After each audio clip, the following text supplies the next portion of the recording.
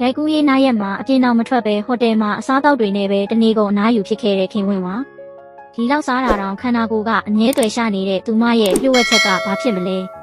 ပရိသတ်ကြီးရေရိုက်ကူးရေးနားရက်မှာအပြင်တော်မထွက်ပဲဟိုတယ်မှာအစားတောက်တွေနဲ့ပဲတနေ့ကုန်အနားယူဖြစ်ခဲ့တဲ့မင်းသမီးခင်ဝင်းဝါရဲ့ပုံရိပ်တွေကိုမြင်ဘူးကြမှာပါဟောပေါ့ကိတ်မုံအစာပြေစာတွေမြင်ရသမျှအကုန်စားနေတာတောင်သူမရဲ့ခန္ဓာကိုယ်လေးကတော့အမြဲတမ်းလျပြီးကြည်ကောင်းနေတော့မှာပဲဘလောက်ဆဆမဝဲရတဲ့လျှို့ဝှက်ချက်ကဘာလဲဆိုတာကိုပရိသတ်တွေကတော့သိချင်နေကြပါပြီဒါဟာမျိုးရိုးဗီဇကြောင့်လားဒါမှမဟုတ်တေချာစနစ်တကျထိန်းသိမ်းမှုတွေရှိလို့လား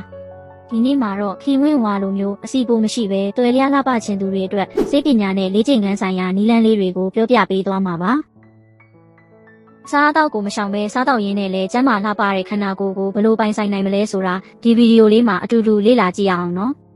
လူတဦးတယောက်ရဲ့ပိုလေးချိန်ထိမ့်သိမ့်နိုင်မှုဟာမျိုးရိုးဗီဇနဲ့ဇီဝကမဖြစ်စဉ်အပေါ်မှာအများကြီးမူတည်ပါတယ်။ Cambridge တက္ကသိုလ်ကသုတေသီတွေရဲ့လေ့လာတွေ့ရှိချက်အရလူအချို့ဟာမျိုးရိုးဗီဇအရပိုလေးချိန်တက်ဖို့ခက်ခဲပြီးတွေ့ရတဲ့ခန္ဓာကိုယ်ကိုထိမ့်သိမ်းထားနိုင်တဲ့အားသာချက်ရှိတယ်လို့ဆိုပါတယ်။ဇီဝကမဖြစ်စဉ်မြန်ဆန်သူတွေဟာအစားအသောက်ကနေရတဲ့ကယ်လိုရီတွေကိုစွမ်းရည်အဖြစ်ပိုပြီးမြန်လောင်ကျွမ်းစေနိုင်တာကြောင့်ပိုလေးချိန်တက်ဖို့ခက်ခဲတာပါ။ဒါအပြင်ဦးလန်းချောင်းကျန်းမာရေးကလည်းအာဟာရဆုပ်ယူမှုအပေါ်တက်ရောက်မှုရှိပါတယ်။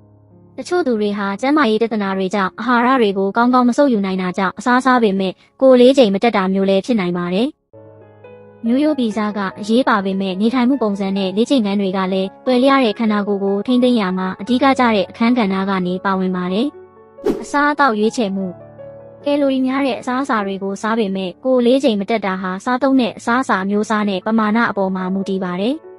ပရိုတင်းဓာတ်ပြည့်ဝစွာစားသုံးခြင်းပရိုတင်းဓာတ်ဟာကြွက်သားတည်ဆောက်ဖို့ကိုယ်ခံအားစနစ်နဲ့အစာခြေစနစ်ကိုကူညီပေးသလိုဗိုက်ပြည့်စေပြီးအစာခဏခဏစားခြင်းစိတ်ကိုလျော့နှဲစေပါတယ်။အမြင့်ဓာတ်များသောအစားအစာများတီးနှံဟင်းသီးဟင်းရွက်နဲ့အစိမ့်ဆန်တွေမှာပါဝင်တဲ့အမြင့်ဓာတ်ကအစာခြေစနစ်ကိုကောင်းမွန်စေပြီးဗိုက်ပြည့်စေပါတယ်။တကြားဓာတ်လျှော့ချခြင်းတကြားဓာတ်လျှော့စားတာဟာကိုယ်လေးချိန်ထိန်းသိမ်းရမှာအရေးပါပါတယ်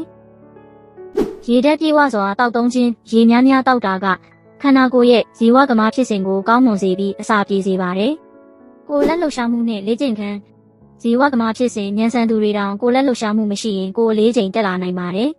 ။တစ်ပတ်ကို4-5ချိန်ပုံမှန်လေ့ကျင့်ခန်းလုပ်တာကကယ်လိုရီတွေကိုလောင်ကျွမ်းစေပြီးကြွက်သားထုကိုတိဆောက်ပေးပါတယ်။ကြွက်သားထုများလေဇီဝကမဖြစ်စဉ်မြန်ဆန်လေးတွေပါပဲ။နေ့စဉ်လှုပ်ရှားမှုများလေ့ကျင့်ခန်းအပြင်နေ့စဉ်ဘဝမှာလှုပ်ရှားမှုတွေများပြားတာကလည်းကယ်လိုရီလောင်ကျွမ်းမှုကိုမြင့်တင်ပေးပါတယ်။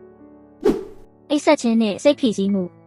အိပ်ရေးမဝတာကအစာစားခြင်းစိတ်ကိုလှုံ့ဆော်ပေးတဲ့ဟော်မုန်းတွေကိုထုတ်လွှတ်စေပြီးအဆီတိုးလောင်မှုကိုတိုးမြင့်စေနိုင်ပါတယ်။ဒါကြောင့်တစ်နေ့ကို9နာရီ10နာရီလောက်ပြေးဝစွာအိပ်ဆက်တာဟာကိုယ်လေးချိန်ထိန်းသိမ်းရမှာအရေးကြီးပါတယ်